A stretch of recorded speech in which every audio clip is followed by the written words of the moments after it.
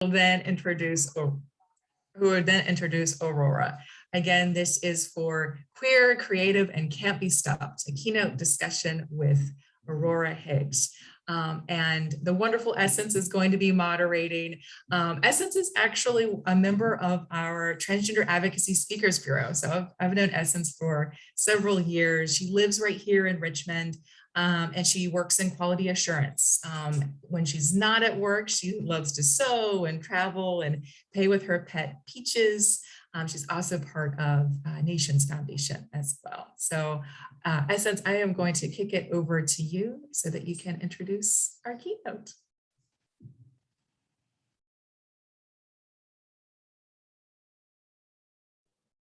Essence, you're on mute.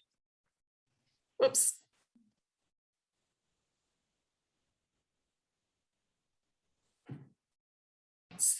There you are. Is that, can you better hear me now? Good evening, everyone. I'm just elated to be here, elated to actually be moderating for this young lady who has done enormous things in our community. Aurora Higgs, MD. She goes by the pronouns of she, her, or them, or they. She's a Black queer visionary from Richmond, Virginia. She transitioned in 2018 and used her platform to promote justice and equality. She's a PhD student, speaker, performer, and a producer of media to promote justice and equality. She also elevates queer, BIPOC, people of color, for those that don't understand that, voices. As a board of the Virginia League of Planned Parenthood, Aurora helps shape medical board members of Virginia, board members of Virginia and guidelines and protocols to better ensure the transgender policies and appropriate progression and compassion for healthcare for Planned Parenthood, which is enormous. Aurora specializes in speaker and facility of equality, DEI work, social justice, gender and sexuality studies. Aurora and her work was awarded a first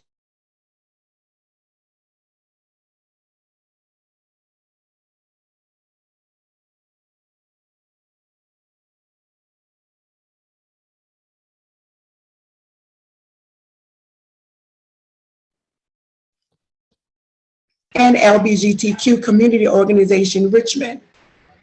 This lady has put in a lot of work.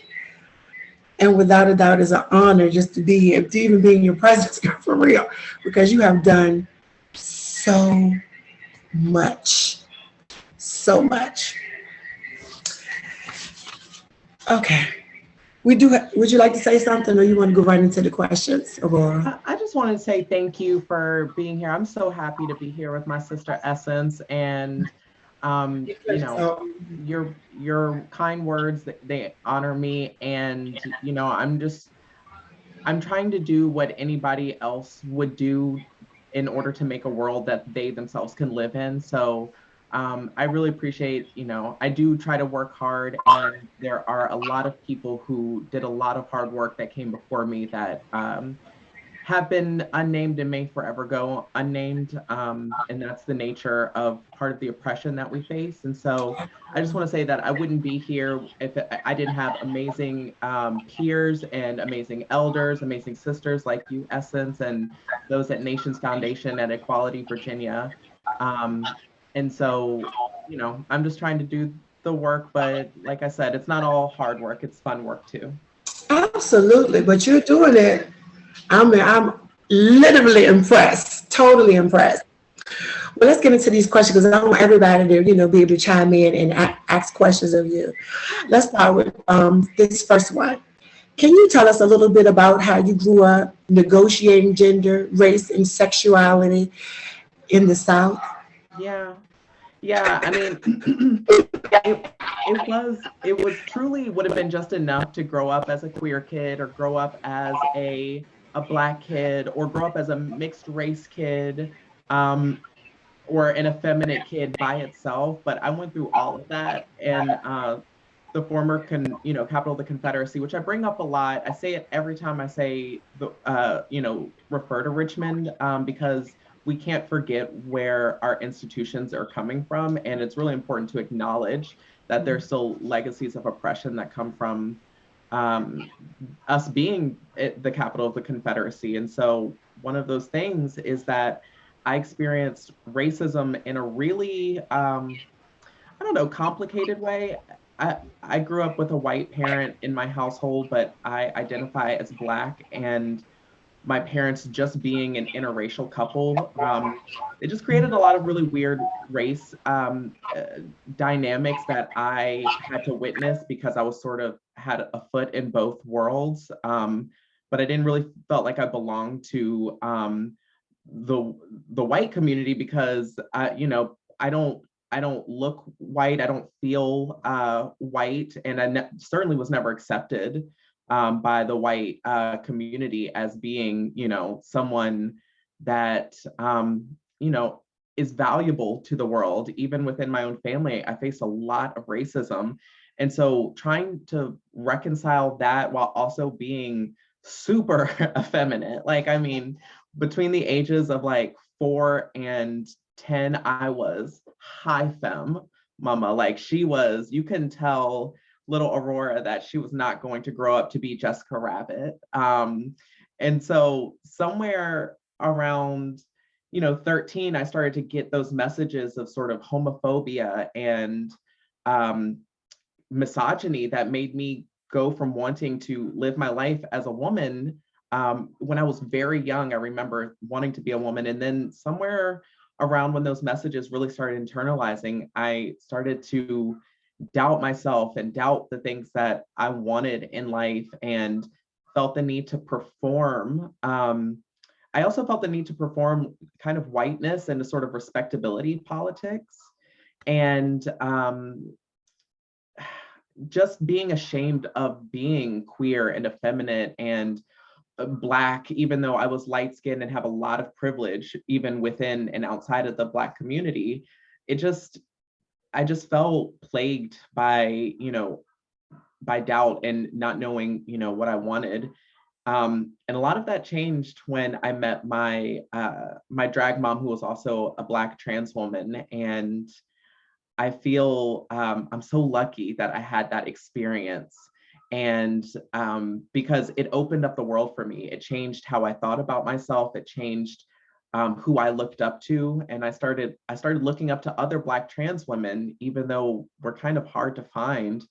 And so I don't know, I kind of felt like growing up in Richmond, I sort of had to grow up twice. The first time as the way that I thought society wanted me to be, and then a second time kind of more recently where I'm being more selfish and I'm being more reckless in ways that society might deem, or being disrespectable, in that I'm no longer concerned about who society wants me to be. And even if I sort of rail against that to the opposite end of the extreme, I'm still finding myself along in that process. So it's been an interesting growing up, and I'm definitely still growing up. I'm 31, but I'm still growing up. In a lot of ways, I feel 31. In a lot of ways, I feel, 3, because I really came out 3 years ago as a trans femme. And so I don't know, it's weird. And then you throw hormones and puberty and all of that, and then it just gets wild. So, yeah.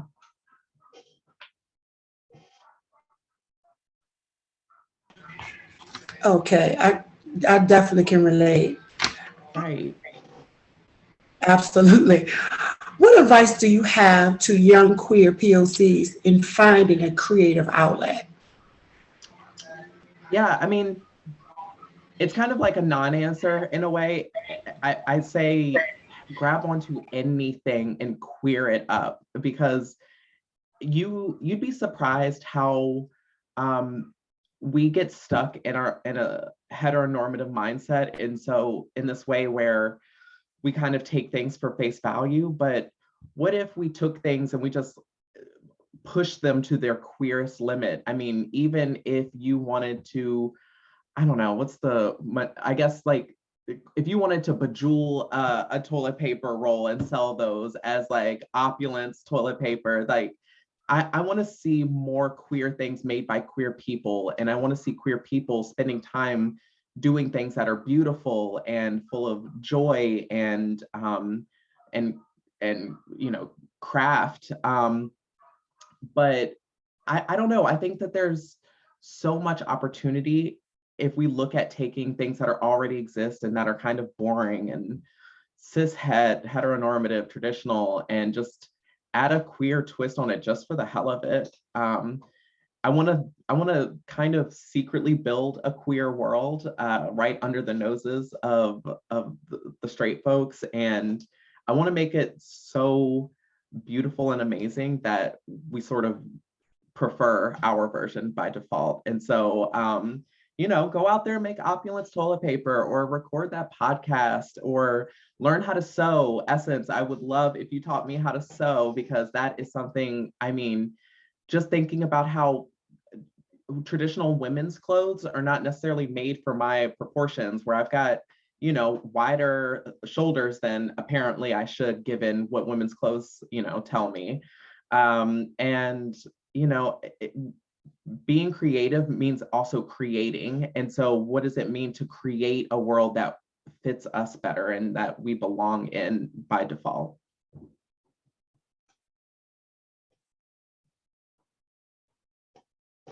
But yeah, will you teach me how to sew? Oh, you're muted, I think.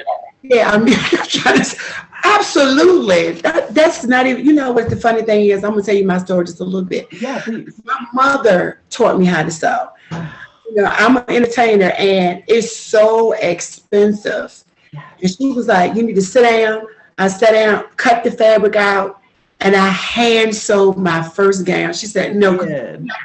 And that's how I learned. Like, and now I just do it. Like, I just think about it and I just create. And it's so good to just have that creative outlet. It makes you even more entertaining, because it's your design, it's you, it's all you. It's not somebody else, you know, so it just makes it even more entertaining for me. But sure will, that's a task I'm up for. And it's gonna be quite easy though. I can't wait. And you know what? I love that when you were talking about, you just think of things and you make them. Like, that's like, to me, I call that some goddess work, like the work of a goddess or a goddess. And like, we can just create things. Like, that's like, what else do you call that? Like, that's creation. It's so good because it gives you the freedom. You know, you can make your stuff. You can make it. And that's a freedom, you know, in itself. So yeah, you'll be a lot more confident wearing your own. I know I do it. And it's free and you will love it. I can't wait. You just let me know I'm here. Yay. Okay. I'm so excited. I'm so excited. Thank you. Because like, again, when else do we get things that are made for us? Like that's unheard of. You know, that posed a question to me. Mm-hmm. That'd be great to start online just for us. I have thought about it. Shoes alone. My big old feet. I can't get shoes in my size that are cute. It doesn't work. That's a whole nother issue. You know what? You didn't pose a whole nother question. I need to focus on that, because that could be something that we really need to tap into, because we don't have that. That's something we don't have. And that kind of goes creating business opportunities for the girls. There you go. Oh my goodness. That's a whole nother issue. Girl, you see what I'm talking about? This lady is amazing. Amazing. But that moves on to our next question. Yeah. How is living for yourself a radical tool for community liberations? Yeah, I mean, I tell people all the time, and this is not something I've made up. This is something that actually sort of activated me as a trans person, was that when you look at the rates of violence that we face as a community, and we look at the rate, you know, that of all the LGBT deaths in a year, Black trans women take up a massive proportion. Sometimes 90% of that violence is faced by Black trans femmes and Black trans women. So when you think about the fact, on top of that if we are going to face fatal violence, that we are going to do it between, we'll see that violence between 30 and 36, but I mean, really, there's no real cap on it. When you look at the fact that we are being disenfranchised to the point where it's really hard just to survive and make it in the world, just living and being selfish is an act of revolution. I mean, if society and sort of the hegemony had it its way, we wouldn't be here at all. So the fact that you are here and the fact that you are living an authentic life and taking the agency away from society and giving it back to yourself and how you live, that is radical, that is revolutionary, that's triumph. And so anything that makes your survival more comfortable, easier, more impactful, or fulfilling is in itself revolutionary. And it, just by you being around as a person who is not supposed to be and society doesn't want to be, but is valid nonetheless, tells other people who feel that way that they deserve to be around. And we live in a society where our rates of depression in young people are double that of the national average. And so there are a lot of people out there who are not sure if they are fit for this world. And a lot of it is because some of us live really challenging and tragic lives. So by living a beautiful, fulfilling life in any way, shape, or form that you can find and is safe for you is tipping the scale in the right direction. And I mean, it may feel like a drop in the bucket, but you have no idea who's watching you. I know that, Essence, as you were saying all those kind things about the work that I do, I know that if it had been for this one Black trans woman who, doesn't live in Richmond anymore and, isn't getting to do keynotes and things like that, for me is the only reason I'm here and have done the work. And so because she lives and survived as a Black trans woman, I'm here and living and surviving as a Black trans woman. And if I'm here, I have to hope that there are others out there who are going to choose to go on and try to find beauty.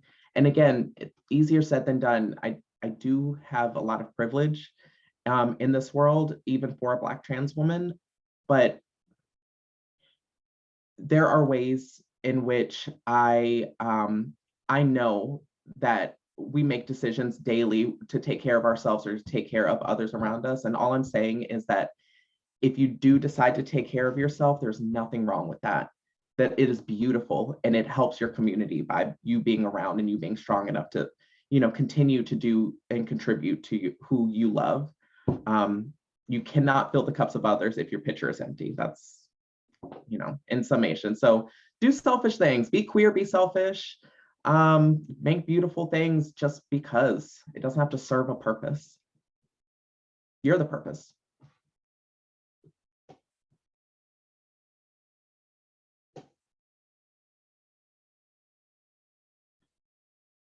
Oh, you're muted.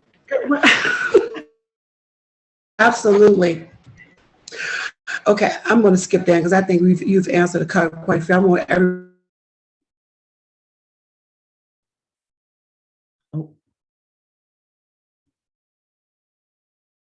Oh, I can't hear you.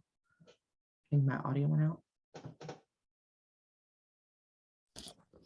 What is your wildest dream for your community? Oh, my wildest dream for my community. Yes, I want to hear this. Yeah, okay. So, I mean, a few things, but I want us, I always tell people to start dreaming big because we don't realize that a lot of the ideas that become real or start off as dreams, and while they're in that stage, they always seem far-fetched. So don't let something being far-fetched become an impossibility, because oftentimes that's where ideas have to come from, especially if they're novel ones. So some of my wildest dreams for Black trans femmes or Black trans people are, I would love our own sovereign nation, just saying, but if we, in lieu of that, I would say things like, I want to make sure that every channel that I turn the television to, or every radio station that I turn on and listen to for at least 10 minutes makes either some reference to gender nonconforming people, and positive reference at that, either includes folks on staff who are Black and of queer or trans experience. I want to make sure that every time I go into a grocery store that I'm not the only person that looks like me there. I want to make sure that when I go into a doctor's office, I do not have to educate my doctor on how to take care of me, even though I am not a doctor and shouldn't have to be, or should at least be getting paid more. If I have to be my own doctor, I should get a cut of that. I want to see reparations paid to Black people in general and people of color, because what we don't remember is that unfortunately, we've built this country on the backs of a lot of brown people and a lot of people from marginalized communities, currently and historically marginalized communities. And I want to see reparations and honors, and I want to see land given back, and I want to see, you know, Fortune 500 CEOs who are Black and trans. And those are my wildest dreams, but some of my more realistic dreams is just having data and statistics that accurately represent who we are, where we live, what we need, and what we do well, not just the things that are, you know, that are challenging us, not just more trauma porn that further perpetuates a story of being in sad little communities that are filled with trauma and negativity and nothing else. I mean, no lie, we do parenting and community care and motherhood better than anyone else that I know of. And, or I should say in the heteronormative community at the very least. There's something beautiful about family structures in queer communities and how they don't have to be biological. And so I want to see more media representation of that. I want us everywhere, because we are already everywhere in the real world, whether or not people know it. I just need to see more of that representation in media and positive stories that tell the community.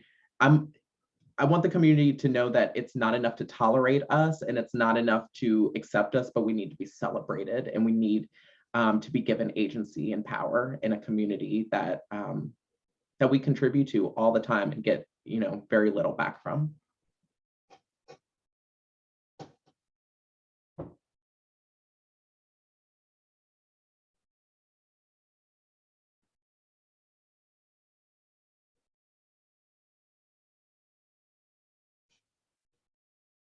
You there? Oh.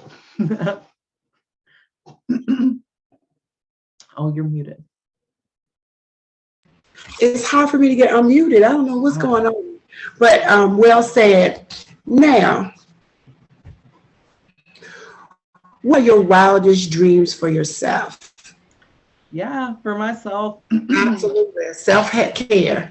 Self-care, and again, I want to walk the walk and say, you know, be selfish. And so I do have wild dreams for myself, because again, I truly do believe that me living a full and happy life means that others will feel more permitted to do that if they didn't before.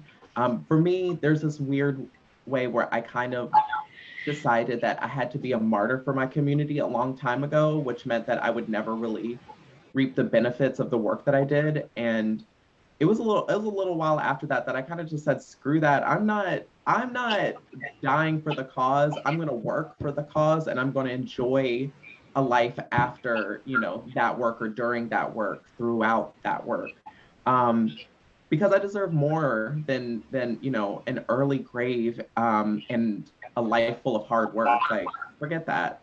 I want to do cool things, and I want to make a podcast, and I want to have a chat show where I talk to you know, other femmes and other trans folks and queer people.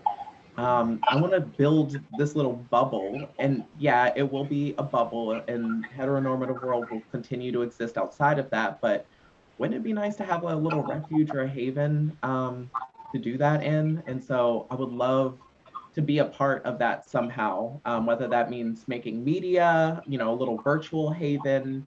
And I want to do, you know, I want to do things like I want to do modeling and fashion shoots because I love clothes and I love taking pictures and making art. And I want to get into a fully funded PhD program. I'm in a PhD program, but the money is not there and the work is too important for the money to not be there. So my wildest dreams include me living a life where I'm not struggling, to be quite honest. And a life where I can also make it so that fewer and fewer people are struggling. But yeah, I mean, I really just want to have fun. I want to be here for a good time and a long time. So those are my wildest dreams. Mine's too. I want to be here for a long time too, and a fun time. I don't want to be here just for a long time. I want to enjoy my time while I'm here. Exactly. I want that for all of us. Hey, me too. Absolutely. Because we're very resilient people. We are, Yeah. even though we shouldn't have to be, but we, you know. We are. We definitely are. Now, how can folks learn more about you? Like me. Yeah, you can always visit my website.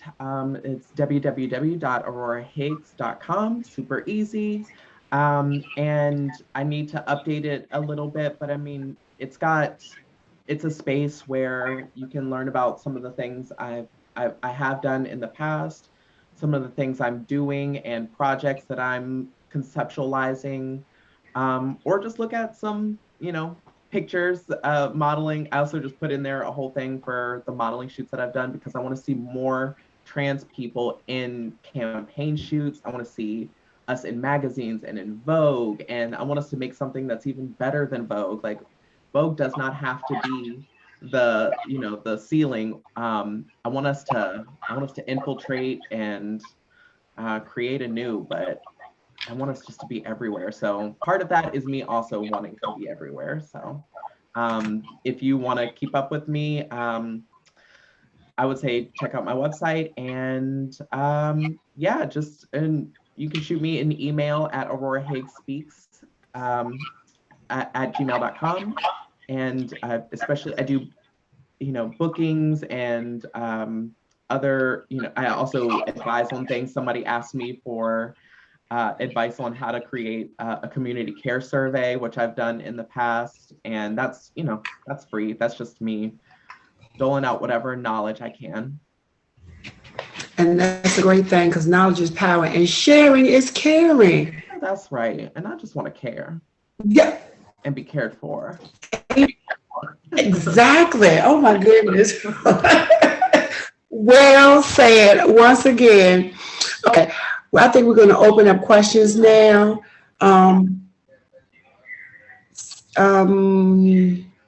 To everyone, because we got a little time and I want everybody to be able to chime in and ask questions as well. Y'all can ask whatever.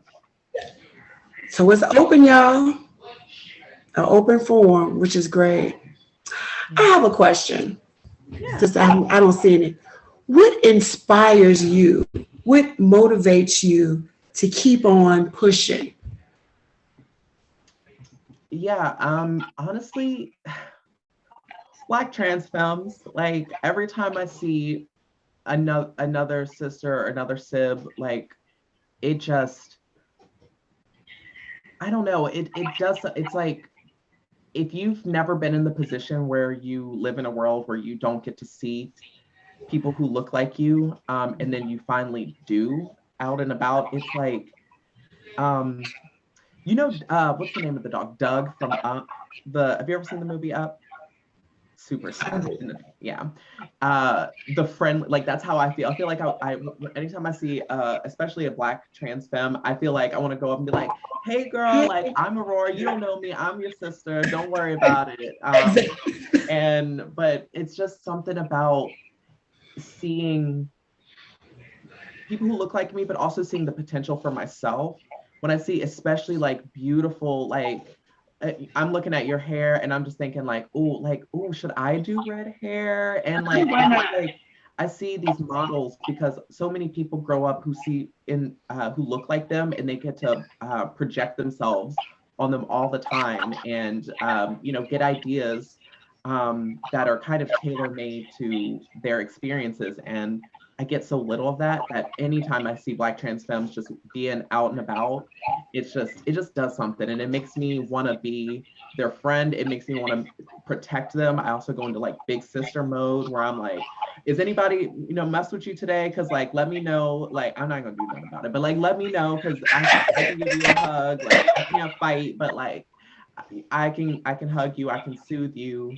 And it just, I don't know. It makes the world seem better, because when I picture the world, I think of like heteronormativity, but I also have to remember that there are other, girls and folks who look like me and are out there in the world that sometimes seems scary, and that makes the world less scary and more welcoming. But it's hard to kind of reconcile that feeling alone and feeling like a part of a community of people that I don't always just have access to.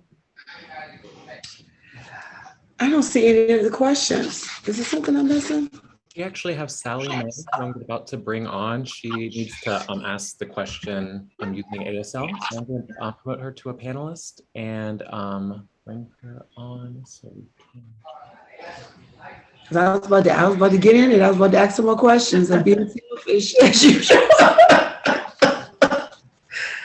Being selfish as usual. And okay, Sally.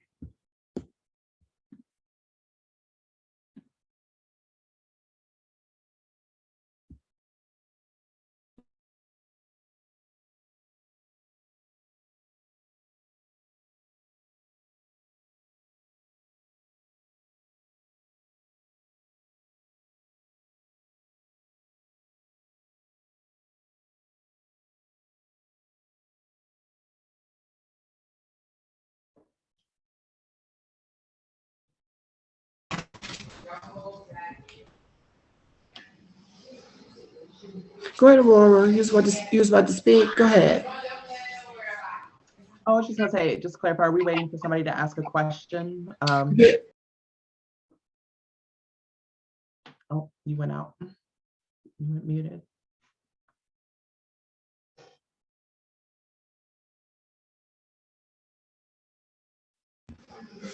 Yeah, so we're just waiting on the questions. Okay. Well, while we wait, why not ask another question? Okay. Shoot. What do you think? Hello. Hello. Hi there. Hi. Hello. Hi, Sally. Hello. Papa.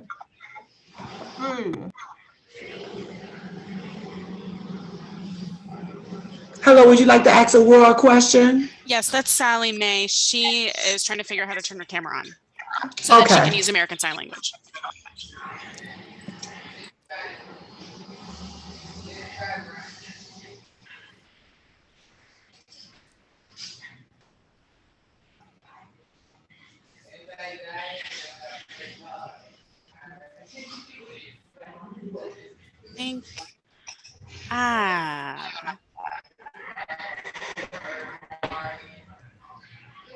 Okay, great. There we go. Okay, let me get some lighting so the interpreter can see me. Okay, hi everybody. Thank you so much. Thanks for, first of all, thank you to Aurora for coming. I'm definitely one of your fans, absolutely. It's a pleasure to see you speak. I've definitely been following you. I've read a lot of your material and I've seen your name around. And so I'm really thrilled to be here with you today. My name is Sally May. I am queer and non-binary. And so I work with trans youth. You know, sometimes they ask me questions, some great questions, and I don't really know the answers to. You know, I'm still going through my own personal journey, so I don't always have all of the information. So I'm wondering if I can ask you some questions that they've asked me. I, you know, of course, wouldn't want to answer with something that I randomly came up with. I want to make sure that I'm giving them the right information. So I want to ask some trans women here that I've got here for some information. Absolutely, I would love to. I work with trans men and trans women. The young trans girls tend to ask me about why trans women are often harmed or murdered at a higher rate than trans men. Would you be able to articulate that? I don't know if that's something that people know about. I just want to make sure that I can give the students that I work with appropriate information. That's my question. Absolutely, and that's a beautiful question, and I mean, there are a lot of reasons why you see it more for trans women and trans femmes, and one of the reasons is that Black trans femmes actually face sort of a triple intersection of oppression, which further perpetuates an idea that Black trans femmes are less human than other people. And though that triple intersection is that of racism, misogyny, and transphobia. And so when you look at trans men, you know, especially Black trans men, you're really just seeing that intersection of racism and transphobia. And then with white trans women, you're just seeing that intersection minus racism. And so there's something in particular about our culture that when those three oppressions intersect at a particular person, that they become so far from the ideal in society that they are seen as outcasts and deviants, and is seen as being more less human, to the point where men oftentimes will use us as sexual fetishes, and but then also feel shame about wanting and desiring us, so much so to the point that they have to get rid of that point of shame, so that society doesn't ridicule them for, you know, reasons that are steeped in homophobia. But the answer is that Black trans women just face more oppressions that actually multiply on top of each other rather than cancel each other out or even simply add on to each other. Obviously, there's a lot more to it, and there's a lot of, you know, Black trans women also face poverty, and when you're because we don't have the same access to employment or education, and so there's a lot of links between poverty and violence, and so there are really a lot of reasons, but that would be the best way I could sum it up, is that we suffer from something called transmisogynoir, which is that intersection of transphobia, misogyny, and racism.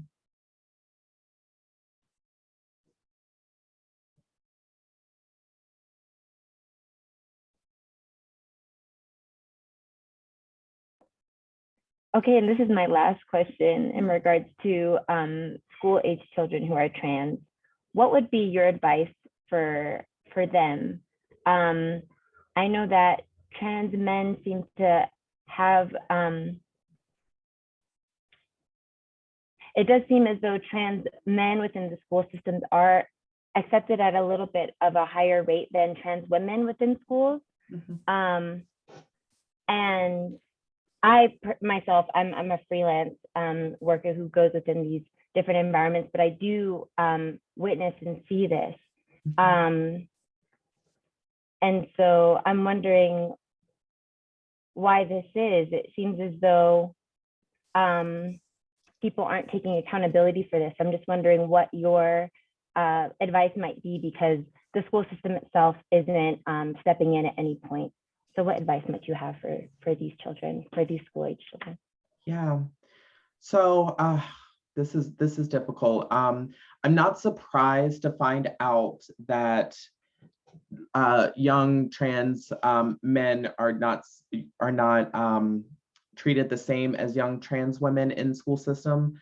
I'm sure that's not the case, you know, for every individual, but I understand that, I'm sure that there's a pattern there, and that comes from the fact that we live in a society, no matter, you know, we all live in a sexist society, that we live in a society that if you are perpetuating maleness, or if you are favoring men, then that will always be more acceptable than favoring or catering to women. That's just how our society was built here. And so that seeps in even when you're considering trans people. Those of us who exhibit femininity will always get more oppression, will always get more gender oppression for expressing that femininity rather than expressing masculinity. Now, that's not to say trans folks will never experience any oppression. I'm sure they do, because again, just being trans is also kind of against the rules in our society. But the question of what you do, there's two things I would say here, kind of two pathways I would say. There's the pathway of going for through the institution. So showing up at school board meetings and enforcing the policies that protect trans youth in schools, and making sure that there are folks at the school board who can speak to that. And so, you know, you can also talk to the school administrators, but I would take it straight to the school board, because there are policies that are being enforced by the school board for transgender youth. And so I always say work with the direct decision makers, and then let that trickle down into that school, because someone has to enforce the folks at that school to do something if there's already a culture of being passive when seeing this happen among trans and queer youth. The second path, I would say, is one that's a little bit more accessible, but maybe is not as formal. And I would say for young children who are out there and you are expressing yourself and you identify as trans or non-binary, or just outside of what the conventional choices are, find those worlds through YouTube. Go on, you know, I'd say TikTok and, you know, other social media, but for me, YouTube has always been a great place unintentionally for finding other people who look like you as a trans person and as a Black trans person. You know, follow people like Janet Mock and MJ Rodriguez, Dominique Jackson, Angelica Ross. These are all people that I'm naming from the production of Pose, but these are Black trans femmes who have made it to mainstream television. And so if you can't get what you're looking for and you can't find empowerment around you, use things like the internet, if you have access to that, to find and tap into a world that is outside your local one, and then start making plans to, you know, to join that world whenever you can, because sometimes just having a dream, no matter how distant it is, and knowing that that dream can be accessible, whether it's now or a matter of years from now, sometimes we just have to grab onto that and know that when you are in a space where you have agency and you can leave either your small town or your big city in searches of a place that is for you. I think having that dream or having that motivation in the background can be really important, especially because I know that it's really easy for me to sit here and say, oh, you can do this, you can do this, and you can do this, but I don't know what your school is like. I don't know what your town is like, and I don't presume to know that it's like what I experienced. And right, so I'm in Virginia, so yeah. California, going from California to Virginia has been quite a change. It takes a lot more work working in these environments out here. But definitely I'm trying to gain as much information as I can from people like yourself, and to utilize these approaches that you've shared. So thank you so much. Of course. No, thank you so much. And thank you for all that you're doing.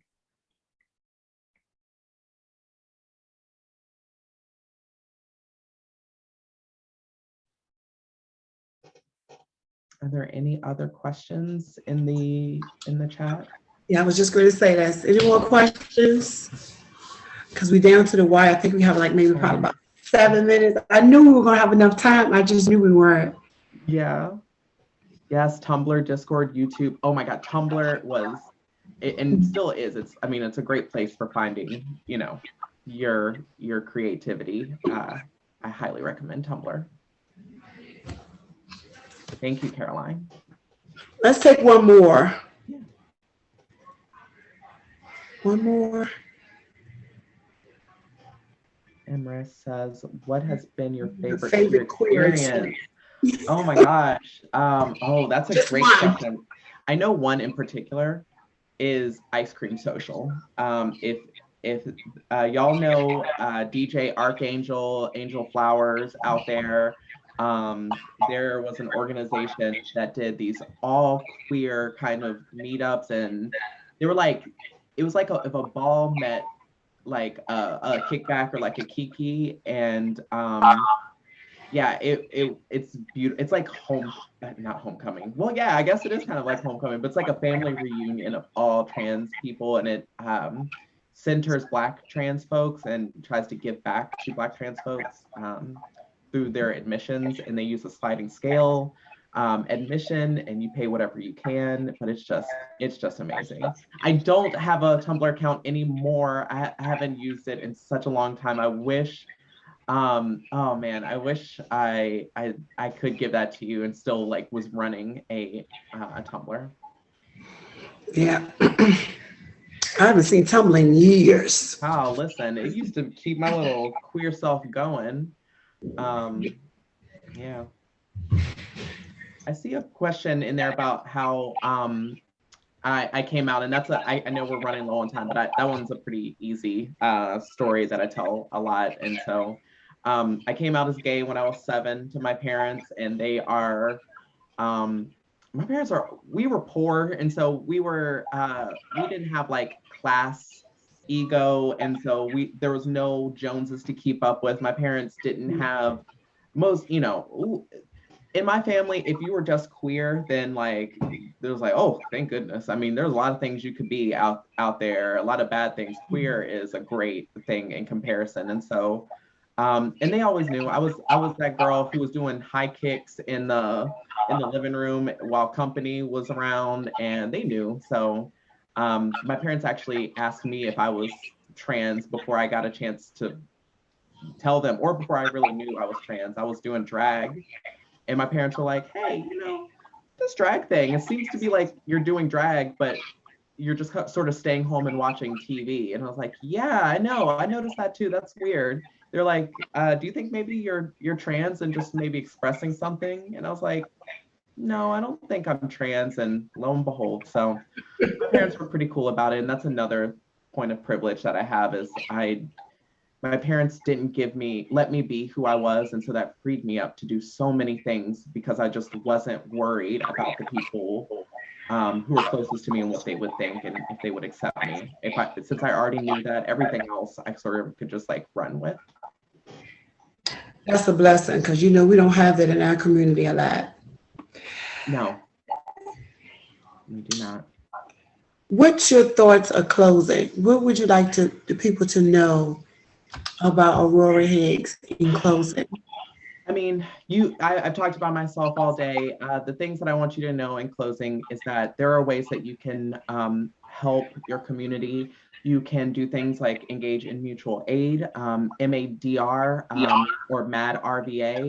I think it's MAD_RVA, Mutual Aid Distribution of Richmond. And look for campaigns for Black trans femmes out there, because we don't oftentimes, I have insurance, but a lot of people in my community do not, and they don't have the means to go to doctor's appointments, seek mental health, or get gender and life affirming procedures. And so mutual aid is one way that we can circumvent the traditional and heteronormative systems to ensure our lives are as fulfilling as possible. So make a trans woman's dreams come true out there. Throw a sis some coins, or throw a sibling some coins. And you don't have to be out there marching to make a difference. You can put money and resources and food and housing in the hands of folks who need it and deserve it and just don't have the privilege of having it. Well said. Thank you so much. Carolyn said, thank you so much. thank you so much for even being here and learning and seeing all the accomplishments that this lady has made. She is amazing, literally amazing. And it's an honor to be here with you. Also, thanks, absolutely, Ties, my favorite event. I'm upset that we actually can't be in a space. I'm always in a space at Ties, and I love it. I make sure it's priority. Thank you, Equality Virginia. Oh my goodness, I could go on and on. A great resource. Tap into them. Enormous work. And thank you for just being here, Ties. This is, and it's going to be, it's a couple more days, right? It's like 3 more days, I believe. I'll be tapping in. Yeah. But thanks, everyone. Thank you so much. And thank you to our interpreters. Thank you so much. Absolutely. Great job. I couldn't do better myself. Bet you could. I couldn't. But thank you so much to everyone. There's so much love. It is so much. Thank you and God bless. You have a good evening. You will see me tomorrow because I'll be at Ties too.